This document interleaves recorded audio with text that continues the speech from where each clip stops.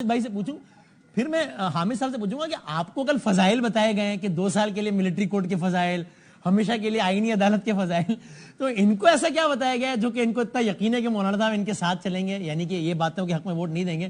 راشد سمرو آپ ہی کو یہ مشکل آسان کریں، یہ ارادے کیا ہیں؟ وسیم بھائی سب سے پہلے تو بہت شکریہ، اور کاشف عباسی صاحب نے ہی کہا تھا کہ ایک ڈون کو ایک مولانا صاحب کو سمجھنا بہت مشکل ہے۔ میں اپنی گفتگو پر آؤں اس سے پہلے صاحبزادہ حامد رضا صاحب کا بہت شکریہ ادا کرنا چاہتا ہوں۔ انہوں نے جس طرح مولانا فضل الرحمان صاحب کے لیے یہاں الفاظ کا استعمال کیا وہ لائق تحسین ہے۔ میں اور میری پوری جماعت ان کے ان الفاظ کو قدر کی نگاہ سے دیکھتے ہیں۔ یہاں مزے تو نہیں لے رہے نا، ویسے آپ دل سے کہہ رہے ہیں؟ ٹھیک، جی جی نہیں بالکل بھی نہیں، ان کے لیے احترام ہے اور عزت ہے۔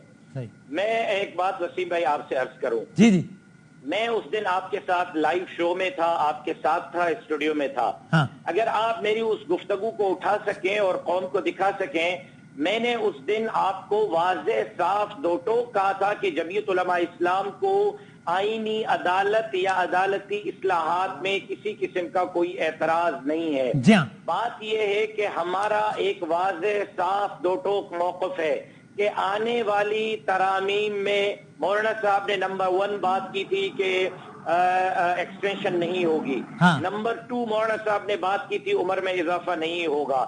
یہ 2 باتیں تو ہم نے منوا لی اور پوری کر لی۔ اب عدالتی اصلاحات کے حوالے سے مولانا صاحب کا اسمبلی کے فلور پر موقف تھا کہ عدالتی اصلاحات ہونی چاہیے، ہم چاہتے ہیں کہ عدالت میں اصلاحات ہونی چاہیے، لیکن آج ایک بات اور میں ایڈ کر رہا ہوں، وہ آپ اپنے ریکارڈ پر رکھ لیں کہ اگر اس آئینی ترمیم کے اندر کوئی ایسی چیز جو انسانی حقوق کے چارٹر کے ساتھ، جو پاکستان کے آئین کے ساتھ، عوامی حقوق کے ساتھ تصادم کرے گی، جمعیت علماء اسلام اس کی حمایت نہیں کرے گی، لیکن ہم سمجھتے ہیں کہ عدالتوں کے اندر اصلاحات ہونی چاہیے۔ میں اس کو اور سادہ کر دیجئے نا راشد بھائی میرے لیے ذرا، کوئی بھی ایسی ترمیم جس کے نتیجے میں for a specific period of time, ہمیشہ کے لیے نہیں، مثال کے طور پر 2 سال کے لیے سیولینز کا ملٹری ٹرائل، چونکہ حالات بھی اتنے خراب ہیں اور سارا کچھ، اگر اس کو آسان بنا دیا جائے تو یہ اس وقت قومی سلامتی کا عین تقاضا ہے یا انسانی حقوق کی خلاف ورزی ہے؟ کاشف عباسی صاحب سے یہ بات سن کر میں حیران ہوا ہوں کہ انہوں نے یہ کہا کہ مولانا فضل الرحمان صاحب نے ملٹری کورٹس کی حمایت کی ہے۔ مجھے خود حیرانگی ہوئی ہے، میں اس میٹنگ میں نہیں تھا، لیکن میرا خیال ہے کاشف صاحب کو بھی حیرانگی ہوئی ہے کہ یہ کیا بول رہے ہیں مولانا، لیکن کل آسما شیرازی صاحبہ نے بھی یہ بات کی ہے۔ یہ بات نہیں ہے، شاید سمجھنے میں مشکل ہوئی ہے۔ آپ تھے نہیں وہاں پہ راشد صاحب، آپ کیسے کہہ سکتے ہیں یار، آپ تو نہیں تھے نا وہاں پہ راشد بھائی۔ نہیں، کاشف بھائی نے یہ کہا ہے کہ ہم نتیجہ اخذ کر رہے ہیں، نتیجہ اخذ تو کوئی بھی کیا جا سکتا ہے، اصل بات ہوگی اس کچھ کہا ہوگا تو اسے نتیجہ اخذ کیا ہوگا نا راشد صاحب۔ مجھے ایک جملہ وسیم بھائی، ایک جملہ پلیز، اگر مجھے پرمیشن دیں، پلیز مجھے پرمیشن دیں۔ گراؤنڈ کی بات اس دن اسمبلی کے تاریخ میں پورے پاکستان نے دیکھ لیا، ہم نے اسٹینڈ لیا، آج بھی اسی اسٹینڈ پہ ہیں۔ صاحبزادہ حامد رضا صاحب آپ کے ساتھ ہیں، وہ آج مولانا صاحب سے مل کر آئے ہیں، ان کی گفتگو آن ریکارڈ پوری قوم ابھی سن رہی ہے۔ مولانا فضل الرحمان کو جو ہے اول دن سے سزا ہی اس کی ملی ہے کہ وہ آئین اور قانون اور جمہوریت کے ساتھ کھڑے رہے، سزا ہی اس کی ملی ہے کہ جی حضوری نہیں کی، سزا ہی اس کی ملی ہے کہ یس میں یس نہیں کہا، نو میں نو نہیں کہا، تو ہم اس سزا کو مزید بھگتنے کے لیے تیار ہیں۔ پاکستان سے بڑھ کر، عوام سے بڑھ کر کوئی چیز نہیں ہے، عوامی مفادات کی نہ پہلے سودا بازی کی نہ آئندہ سودا بازی۔ کاشف صاحب وہ حیران ہیں، آپ کیا ان کے لیڈر سے منسوب کر رہے ہیں؟ وہ کہہ رہے ہیں میں حیران ہوں کاشف صاحب سے سن کے کہ وہ کیا بات کر رہے ہیں کہ جی مولانا صاحب نے ملٹری کورٹ کے حق میں بات کریں، اور راشد صاحب ہونا لیٹر نوٹ یہ نا مولانا صاحب کچھ ایسا ترمیم کر بیٹھے کہ جو آپ کو مزید حیران کر بیٹھے۔ کاشف صاحب بتائیں اگر آپ بتائیں۔ جتنا جانتا ہوں اتنا شاید آپ نہیں جانتے۔ یقیناً میں نہیں جانتا تھا، یقیناً میرے ظاہر سی بات ہے، آپ مجھ سے 100۔ ایک بات یاد رکھیے گا، مولانا صاحب شاید اس وقت پولیٹیکل اسپیکٹرم میں جتنے سیاستدان ہیں ان ساروں سے زیادہ اسمارٹ سیاستدان ہیں، صحیح، اس میں آپ کو کسی کو کوئی شک نہیں ہونا۔ جی ہاں، میں نے آپ کو وہ ایگزیکٹ جملے بتا دیے کہ جب انہوں نے کہا کہ 2 سال کی سن سیٹ کلوز، بلکہ انہوں نے یہ بھی کہا کہ یہ پہلی دفعہ ہوگی، تو میں نے اس پہ کہا، میں کہا نہیں سر، پچھلی مرتبہ بھی جب ملٹری کوڈ آیا تھا اس وقت بھی سن سیٹ کلوز آئی تھی، تو انہوں نے اس پر یہ بات جملہ دوہرا دیجئے راشد صاحب، انہوں نے کیا کہا ایگزیکٹلی کہ 2 سال کی؟ انہوں نے کہا کہ دیکھیں اس ملک میں بہت سے مسنگ پرسن جو ہیں اور بہت سے لوگوں کے کیس نہیں چلتے، اچھا ہے عدالتیں ہوں گی، ملٹری کورٹس ہوں گے، ان کے کیسز کسی عدالت میں جائیں گے، ورنہ یہاں سے بڑے مسائل بنتے ہیں، مسنگ پرسن ہو جاتے ہیں وغیرہ وغیرہ.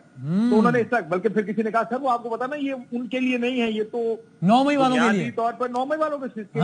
ہاں بڑا مبہم تھا جواب تھا. انہوں نے یہ نہیں کہا کہ ہاں ان کا بھی ہونا، ان کا یہ تھا کہ ہاں جو بھی اب انسٹالیشن میں حملے پر ملوث ہے ہونا چاہیے اس کا بھی ٹرائل ملٹری کورٹ میں. تو یہ ہم 2-2.5 گھنٹے کی نشست کے بعد اٹھے تھے. یہ تو چلتے چلتے بحث یا کوئی نہیں ہوا. اور سبرو صاحب کی بات بالکل درست ہے. مولانا صاحب نے کہا کہ ہمارے کہنے پر آرٹیکل 8 اور 9 میں جو تبدیلیاں ہوئی تھی جو کہ بنیادی حقوق کی ہیں، وہ حکومت نے ہمیں کہا کہ ہم نے آپ کی وجہ سے واپس لے لی. بلاول صاحب کہہ چکے ہیں پہلے. ہاں وہ تو کہہ چکے ہیں صحیح.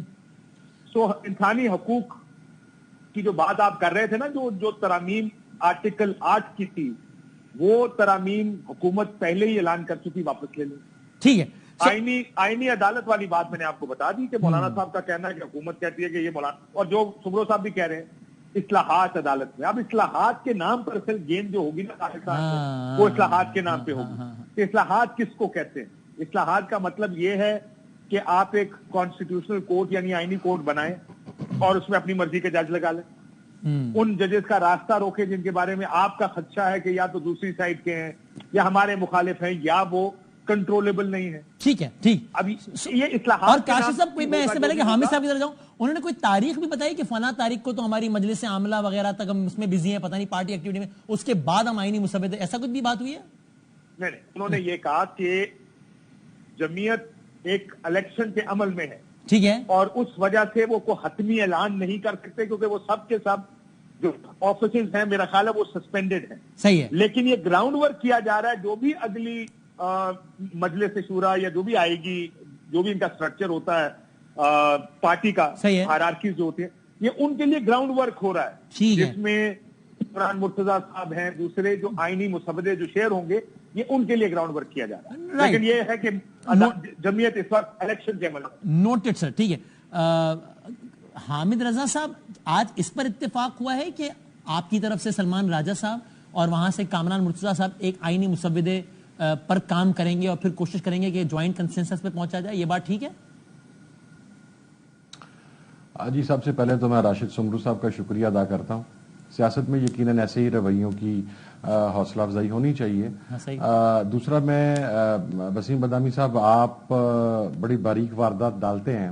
میں تو چونکہ ملاقات میں تھا، اور جب آپ ملاقات میں ہوتے ہیں تو بہت ساری چیزیں ایسی آن اوتھ ہوتی ہیں جو آپ کے پاس امانت ہوتی ہیں.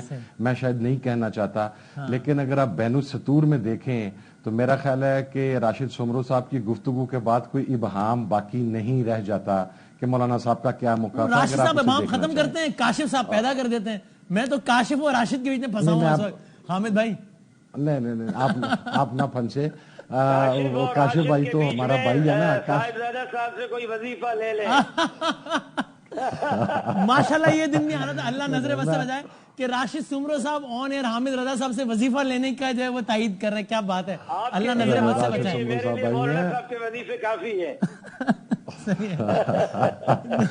نہیں سر، کاشف عباسی صاحب بھائی ہیں ہمارے، ہمیشہ بڑی شفقت کرتے ہیں. میں اس میں ایک اور بات عرض کر دوں. مولانا صاحب نے بالکل ایک بات کہی.